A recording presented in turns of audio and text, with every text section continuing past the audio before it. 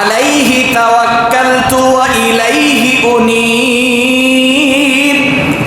আমার ভাইজান, আল্লাহ তাআলা বলেন, নবী আমার, আপনি আপনার উম্মতদেরকে জানায়া দেন পৃথিবীর জমিনের প্রতিটা মানুষ যেন তাকওয়া ভরসা কার উপরে করে?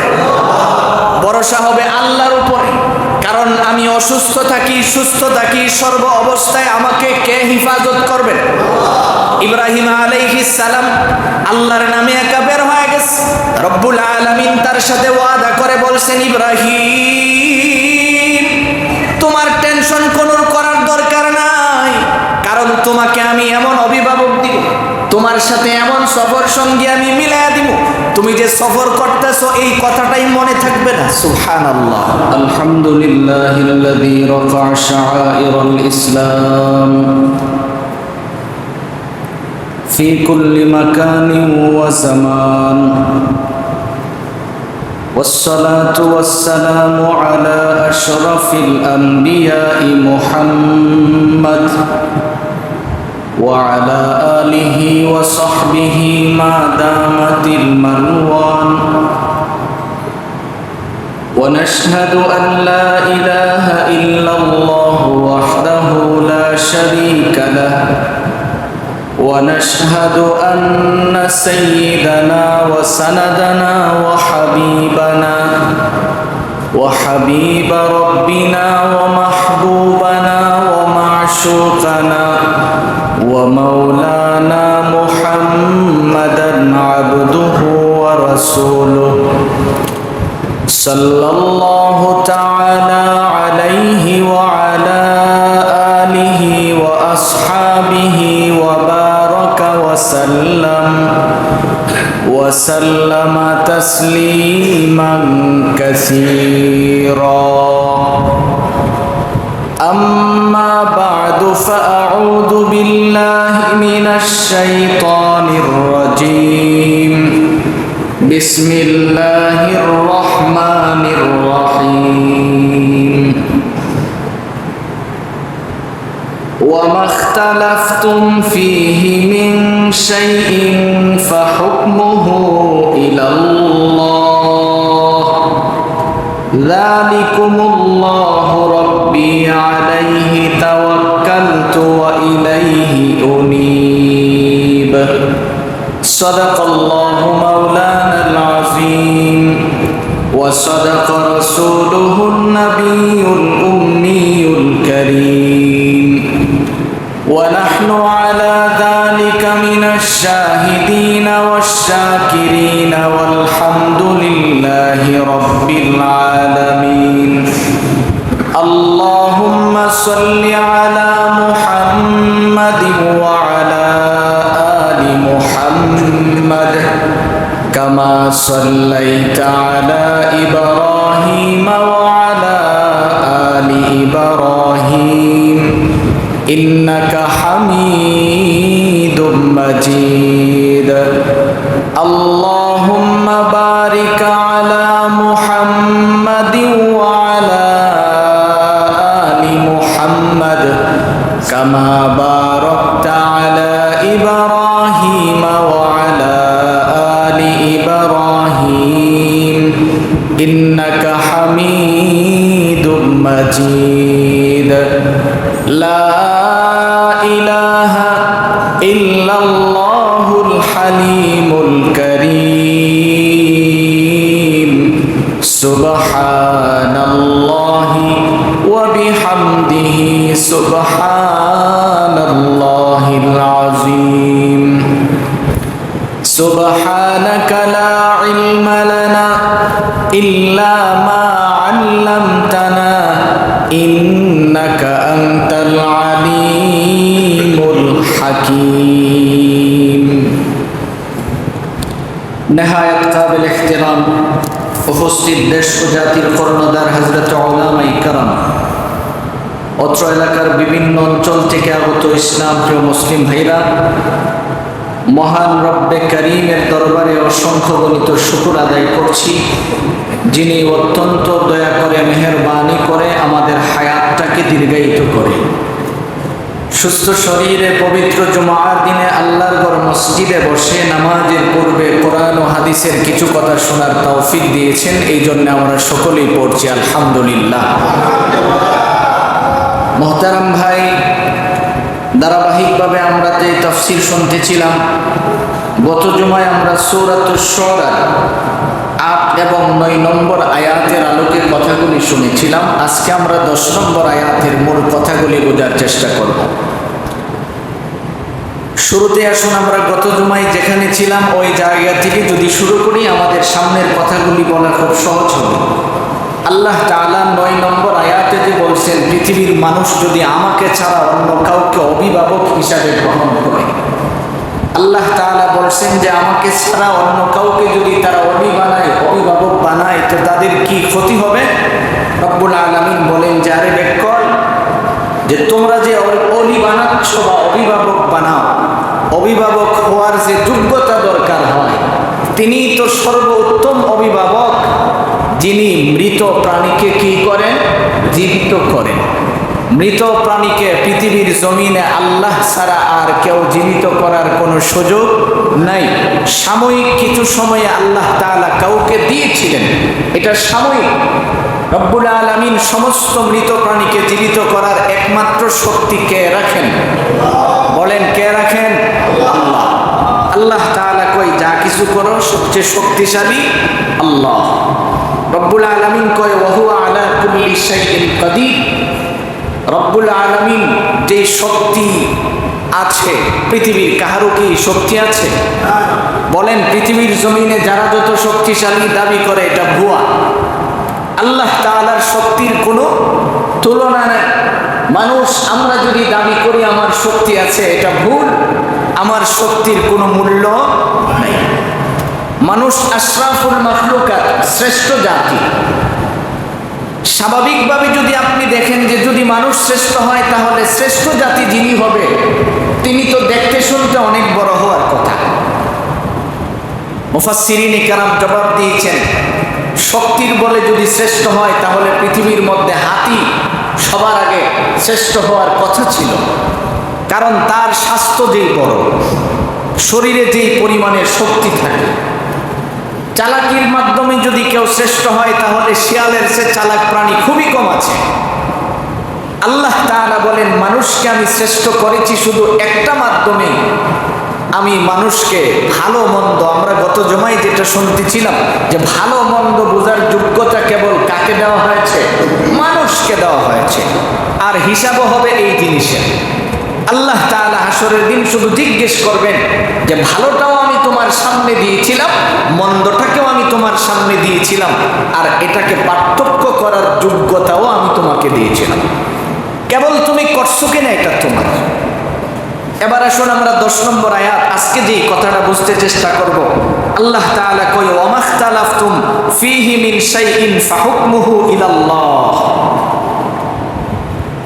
আল্লাহ তাআলা কয় শোনো, তোমরা যারা বিভিন্ন বিষয় নিয়ে মতানক্য করো, বিভিন্ন বিষয় নিয়ে ইখতিলাফ করো, দুনিয়ার জমিনে, এটা দুনিয়ার বিষয় হতে পারে, এটা পরকালীন বিষয় হতে পারে, যে কোনো বিষয়ে তোমরা যারা ইখতিলাফ করো, সর্বোত্তম ফয়সালাকারী কিন্তু কে?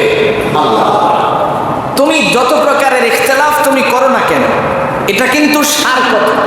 তার আগে 9টা আয়াতের মধ্যে আল্লাহ তাআলা সবিস্তারে আলোচনা করেছেন যে মানুষকে আপনি কিসের মাধ্যমে দাওয়াত দিবেন, কোরআনের মাধ্যমে দাওয়াত দিবেন, পরকালের বই দেখাবেন। এইগুলি বইলা আল্লাহ 9 নম্বর আয়াতে যায়, 10 নম্বর আয়াতে কয় ওয়া মাখতালাফতুম ফীহি মিন শাইইন ফাহুকমুহু ইলাল্লাহ। পৃথিবীর মানুষ তোমরা শোনো, যারা অতীতের কথাগুলি নিয়ে ইখতিলাফ করো, মুশরিকেরা যেমন কেউ কেউ বলছে মুসলমান হইব কিনা, হইলে কি লাভ হবে, পরকাল আছে কিনা, থাকলে কি লাভ হবে, মরমু যে মরার পরে জান্নাত পামু কিনা, যদি না পাই তো দুনিয়াও শেষ আখিরাতও শেষ। এই কথাগুলি যারা বলে, এই কথাগুলি যারা বলে, বিভিন্ন বিষয়ে যারা মতানক্য সৃষ্টি করে, আল্লাহ তাআলা কয় ওয়া মাখতালাফতুম ফীহি মিন শাইইন ফাহুকমুহু ইলাল্লাহ।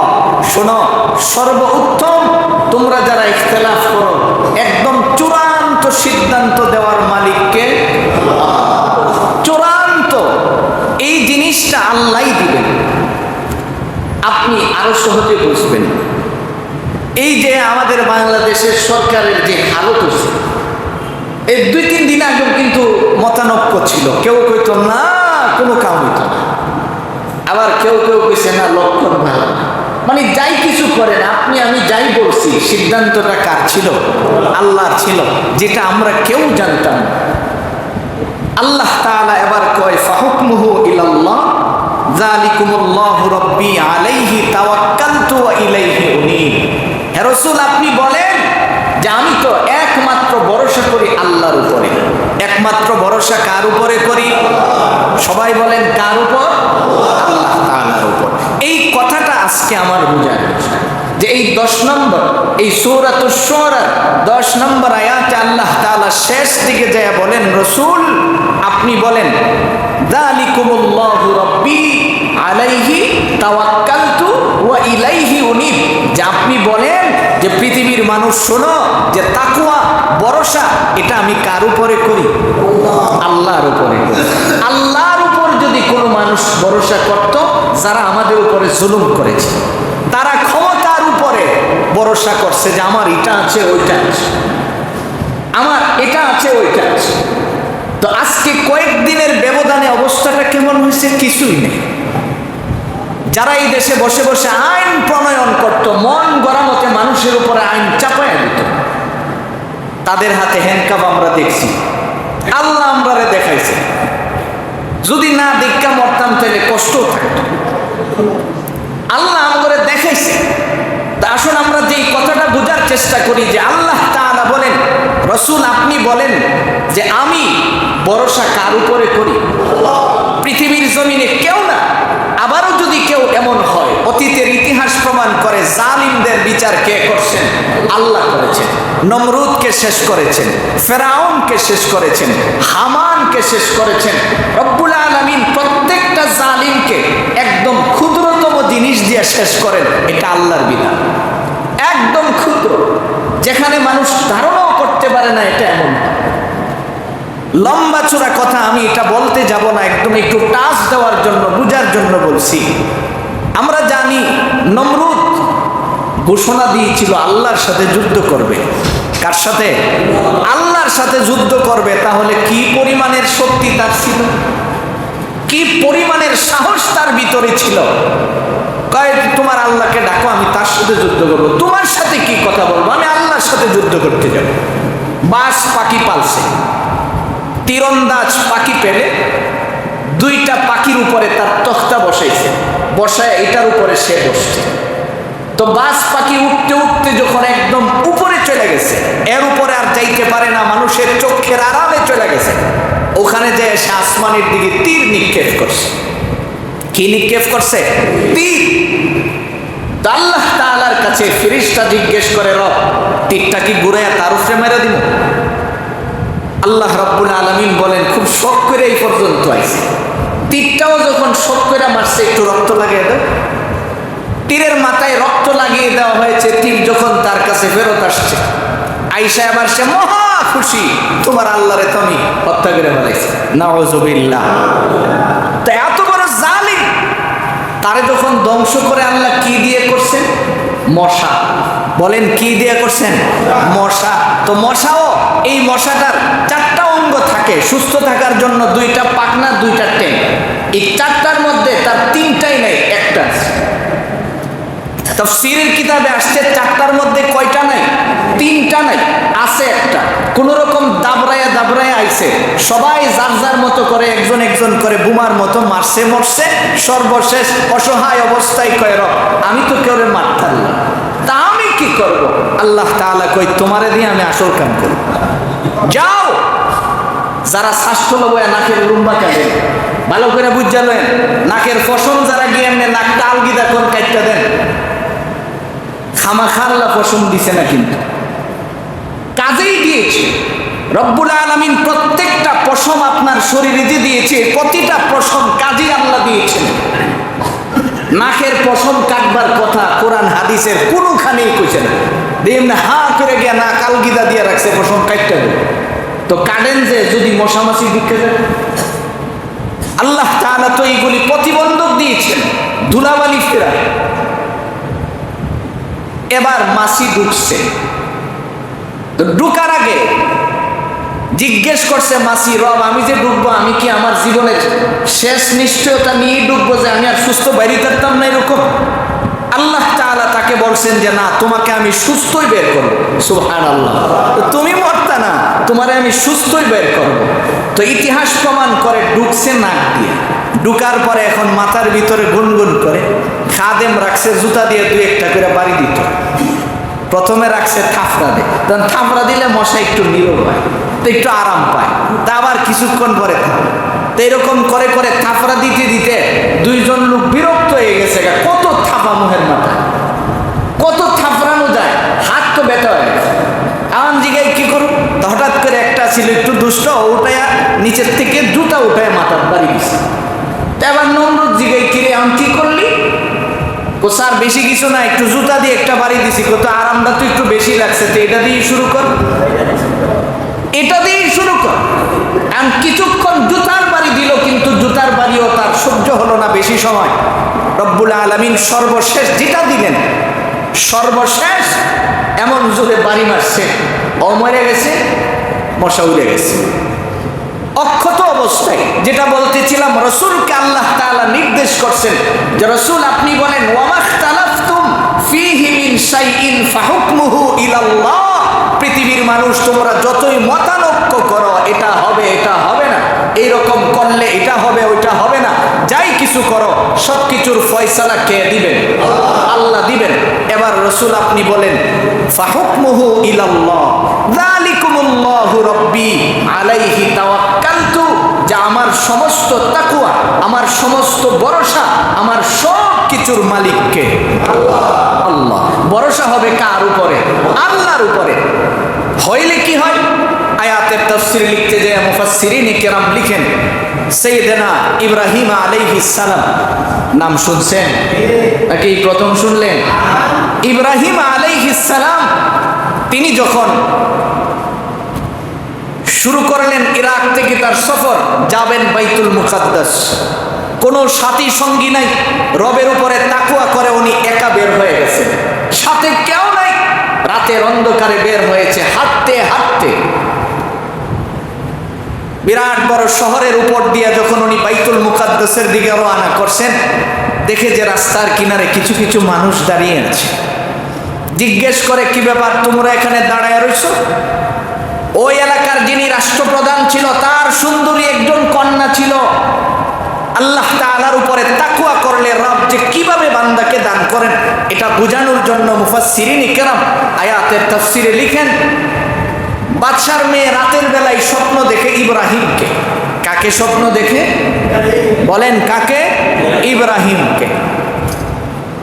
একটা কথা স্পষ্ট মনে রাখতে হবে, পৃথিবীর জমিনে আল্লাহ যখন যেই নবীকে পাঠিয়েছেন, সমস্ত মানুষের চেয়ে ওই যুগে সবচেয়ে সুদর্শন সুন্দর মানুষ যাকে বানিয়েছেন, তিনি ওই যুগের নবী ছিলেন। সুবহানাল্লাহ। এখন মেয়ে যখন ইব্রাহিমকে দেখে, দিনের বেলায় বাদশা যখন পাত্র দেখায়, কাউরে তার পছন্দ হয়, কাউরে তার পছন্দ হয় না। বাদশা মেয়েকে জিজ্ঞেস করে, মা তুমি যেই কাম শুরু করছো, এইভাবে করলে তো আমার আর ইজ্জত থাকবে না, আমার রাষ্ট্রের কোনো ছেলেই তো আর বাকি রইল না। মেয়ে তার বান্ধবীদেরকে দিয়ে জবাব দিছে যে আমার পছন্দ না হলে আমি কি করব। এবার বাদশা এলান করে দিলেন, আর এইভাবে পছন্দ করার দরকার নাই, ঘোষণা করে দাও, হাজার হাজার আমার রাষ্ট্রের বাহির থেকেও এলান করে দাও, সুদর্শন নৌজওয়ান যুবক যারা আছে তারা যেন আইসা লাইন ধরে এমন দিন দাঁড়ায়, আর আমার মেয়ে একজন একজন করে দেখবে, যারে পছন্দ হয় তার কাছে আমি বিয়ে দিই। এই দল যখন পুরা লাইন সোজা করে দাঁড়াইছে, এমন সময় ইব্রাহিম আলাইহিস সালাম এই দেশে আগমন করছে।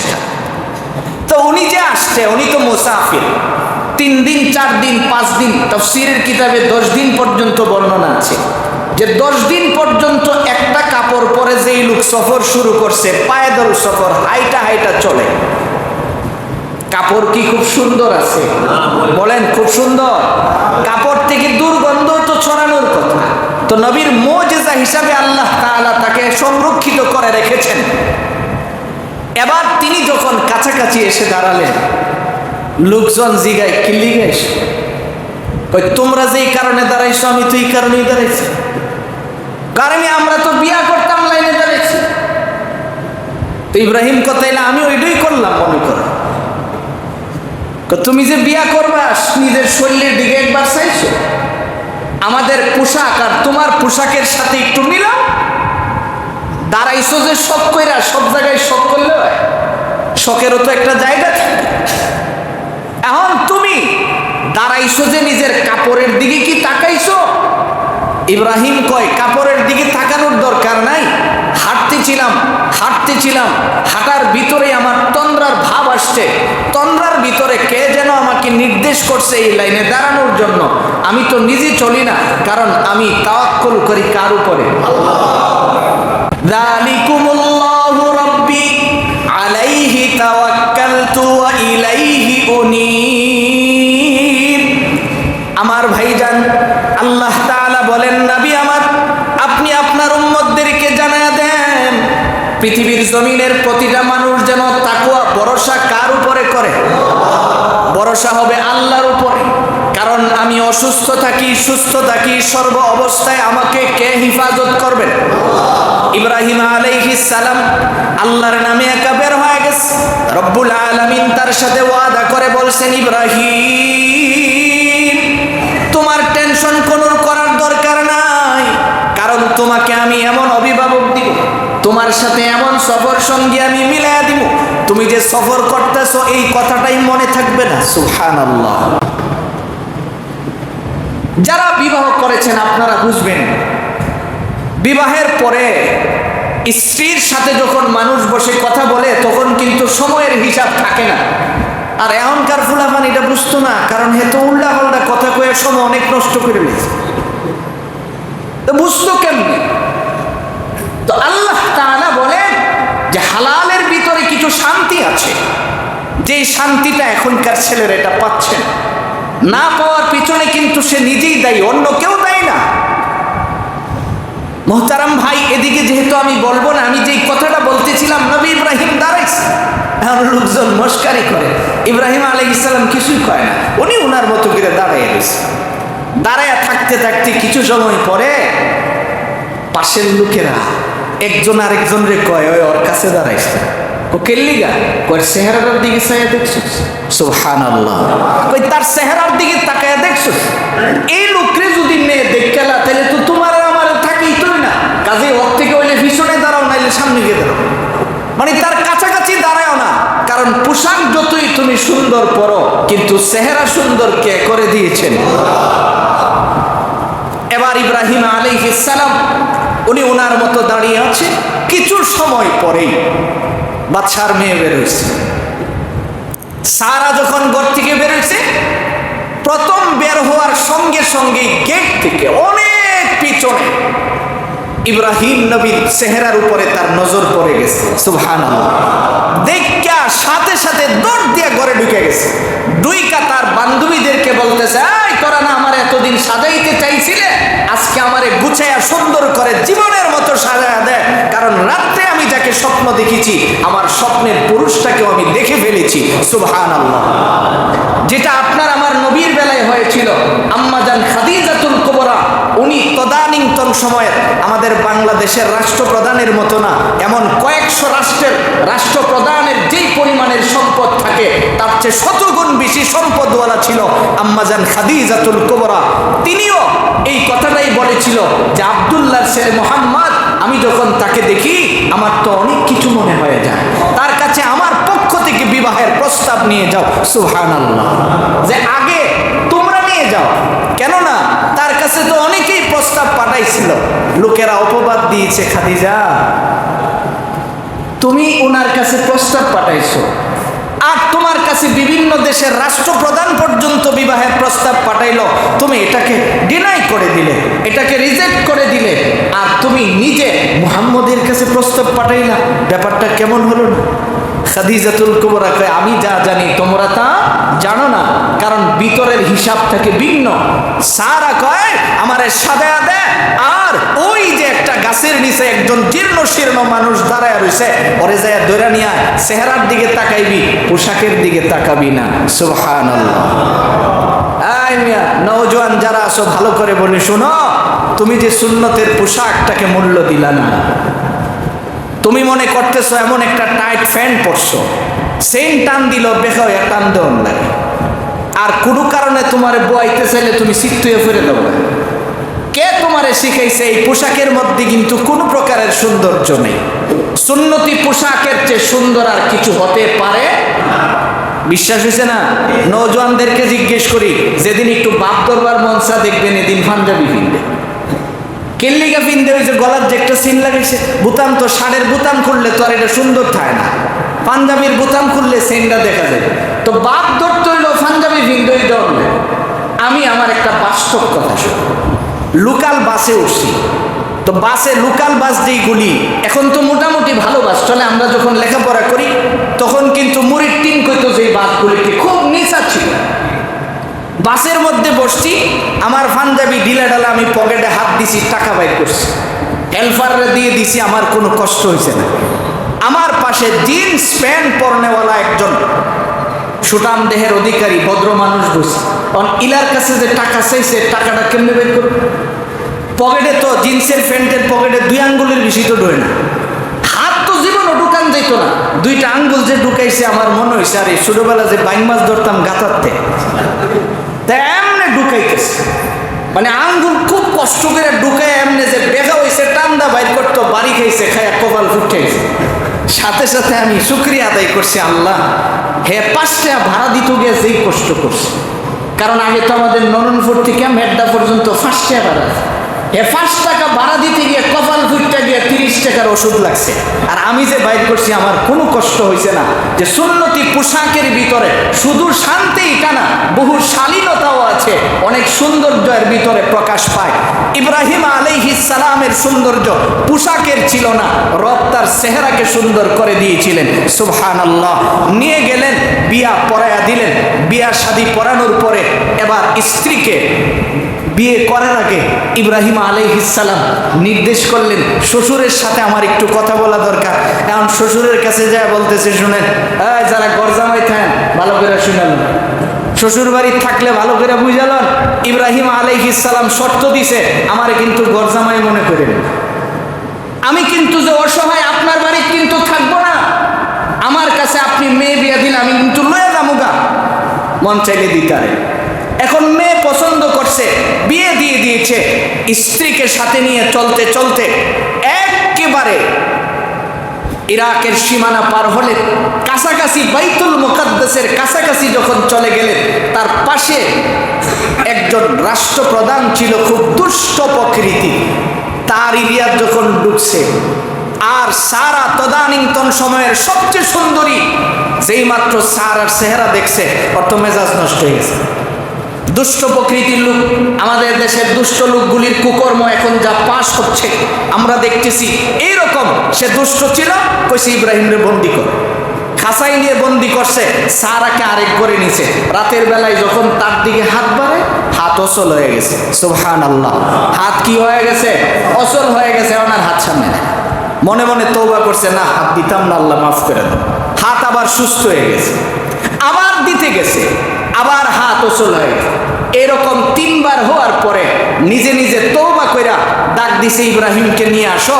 আসার পরে বলতেছে, ভাই তোমার স্ত্রীর গায়ে আমি হাত দেই নাই, আমি যেমনি আছে এমনি রাখছি, তোমারটা তুমি লয়ে দাও। সুবহানাল্লাহ। তোমারইটা তুমি লয়ে দাও, কারণ এটা আগুন, হাত দিলে হাত অচল হয়ে যাবে, কাজেই আমি রাখতে পারবো না, লয়ে দাও।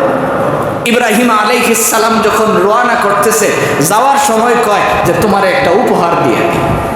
এই যে মহিলাটা এত দামি, এমন একজন বুজুর্গ, তাকে আমি আর কি দিব? আল্লাহ যেন এটার উসিলায় আমাকে মাফ করে দেয়, আমি তাকে একটা হাদিয়া দেই। আমার ঘরে একজন গোলাম আছে হাজেরা, আমি তারে দিয়ে দিই। সুবহানাল্লাহ। এখন যে হাজেরাকে দিয়ে দিবে, ইব্রাহিম আলাইহিস সালাম কো এমনে নিমু কেমনে? খালি খালি আরেকজন লইয়া মুখে লিবে, কোথাইলে বিয়া করে নিব? সুবহানাল্লাহ। তাইলে বিয়ে করে নাও। এবার বিয়ে শাদী করলেন, নিয়ে গেলেন।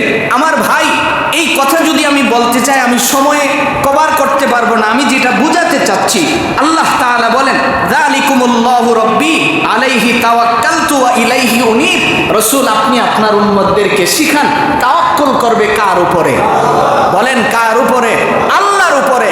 এই জন্য নবীজি বলছেন, পৃথিবীর মানুষ, তুমি যখন ঘর থেকে বেরোইবা, ঘর থেকে বের হওয়ার সময় বিসমিল্লাহি তাওয়াক্কালতু আলাল্লাহ এই শব্দটা পরে যখন তুমি বের হইবা, আল্লাহর নবী কয়, আল্লাহর কসম করে বলছি, যতক্ষণ পর্যন্ত তুমি ঘরে আবার না ঢুকবা, রব্বুল আলামিন ফিরিস্তা দিয়ে তোমাকে হেফাজত করবে।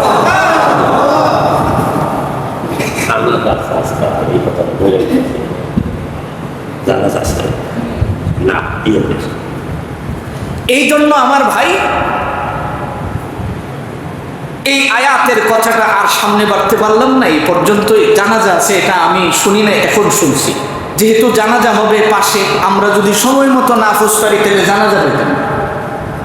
আপনারা আমার এই অগুছালো আলোচনা আমি নিজেও করি না, নিজে পছন্দও করি, কিন্তু আজকে আমি কিছুই করতে পারলাম না, এই জন্য আমি দুঃখিত।